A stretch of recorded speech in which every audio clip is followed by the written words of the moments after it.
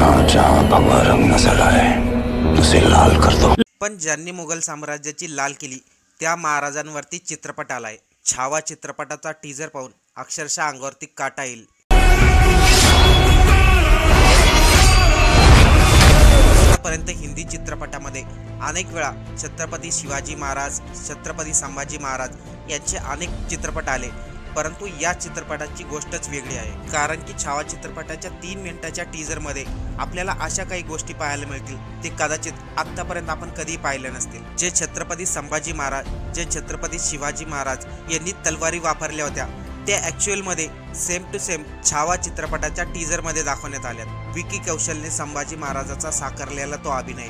छावा चित्रपटाचा टीजर पाहिल्यानंतर आपल्याला विश्वास बसेल हा चित्रपट फक्त बॉलिवूडच नाही पूर्ण भारताला एक शिकवण देईल छत्रपती संभाजी महाराजांचं प्रत्येक कार्य कसं होतं। ज्याप्रमाणे या चित्रपटामध्ये संभाजी महाराजाचा अभिनय दाखवला तो अतिशय उत्कृष्टपणे दाखवला आहे। या चित्रपटामध्ये आपल्याला औरंगजेब पाहायला मिळेल। इतिहास सांगतोय औरंगजेब लंगडत चालत होता तर कोणी म्हणते त्याचे पाय भारी होते। छत्रपती शिवाजी महाराज गेल्यानंतर मुघल साम्राज्याला वाटलं होतं आता आपलंच राज्य आहे, पण ते हे विसरले होते छावा अजून जिवंत आहे। छावा चित्रपटाच्या टीजर मध्ये अक्षय खन्ना आणि विकी कौशलला पाहून वाटेल खरोखरच औरंगजेब आणि छत्रपती संभाजी महाराज आपल्याला स्क्रीन समोर दिसत आहेत। औरंगजेब स्वतः सांगतोय या गादीवरती येण्यासाठी मी माझ्या पूर्ण परिवाराला संपवलंय, तर दुसरीकडे छत्रपती संभाजी महाराज आहे ज्यांनी छत्रपती शिवाजी महाराजांच्या कार्याला पुढे नेलं। छावा चित्रपटाच्या प्रत्येक टीजरचा सीन आपल्या अंगावरती काटा आणतो, मग तो सीन दरबार मधला असो मग तो सीन छत्रपती संभाजी महाराजांच्या घोषणेचा असो। 14 फेब्रुवारीला हा छावा चित्रपट पूर्ण भारतामध्ये रिलीज होईल आणि त्या दिवशी पूर्ण भारतामध्ये फक्त एकच नाव ऐकायला येईल, छत्रपती संभाजी महाराज की जय। आपल्याला छावा चित्रपटाचा टीजर कसा वाटला, विकी कौशलनी संभाजी महाराजांचा जो अभिनय केला तो कसा वाटला एक कमेंट करून नक्की सांगा। आणि फर्स्ट डे फर्स्ट शो कोण कोण पाहायला जाणार आहे ते देखील सांगा।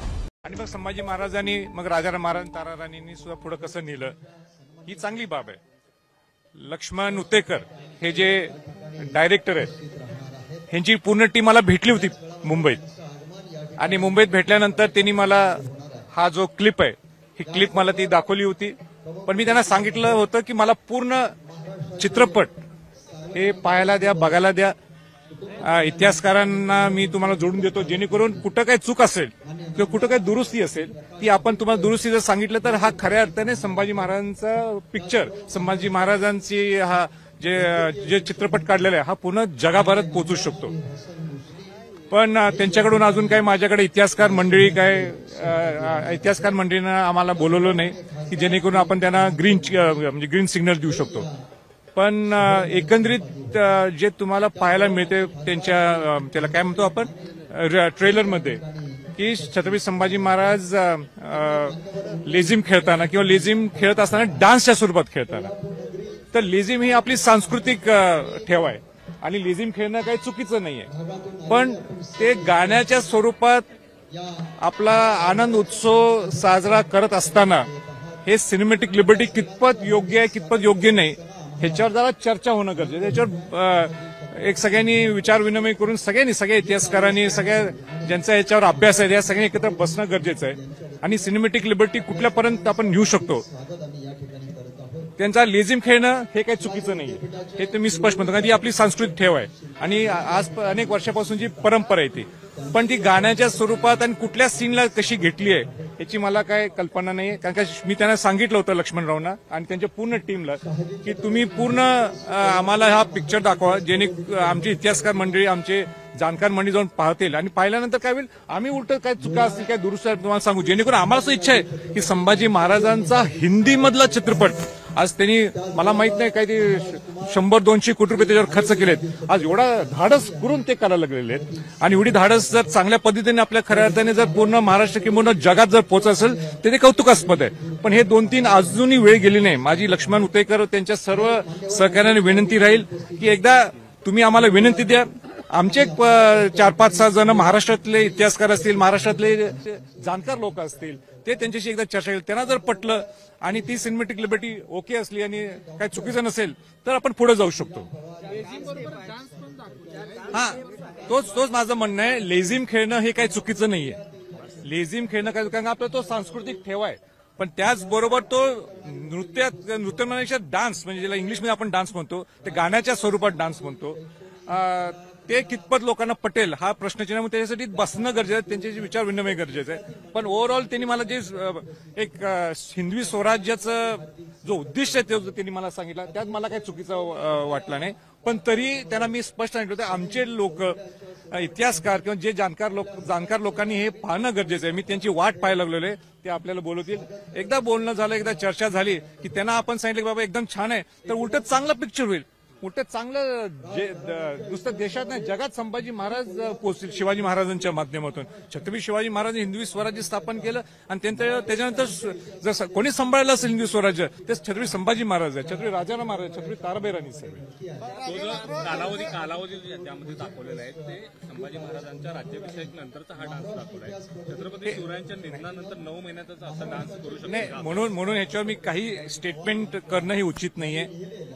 माझी त्यांना विनंती आजही आहे, लक्ष्मण उतेकरांनी पूर्ण त्यांची लाईफ म्हणण्यापेक्षा पूर्ण ह्या 2-3 वर्ष त्या पिक्चरसाठी दिलेले आहेत. तो मराठी माणूस आहे आणि म्हणून त्याला शिवाजी महाराजांचं नेमकं हिंदवी स्वराज्य कसं स्थापन झालं त्यांना पूर्ण कल्पना आहे. त्यांच्या भावना सुद्धा मी त्या दिवशी बघितल्या आणि त्यांना मी हेच सांगितलं की अनेक गोष्टी त्याच्यात असू शकतात ज्याच्यात आपण दुरुस्ती करू शकतो, अजूनही वेळ हातातनं गेलेली नाहीत. माझी त्यांना विनंती परत राहील, एका प्रश्नावर काहीतरी मी स्टेटमेंट करणं ते बरोबर दिसणार नाही.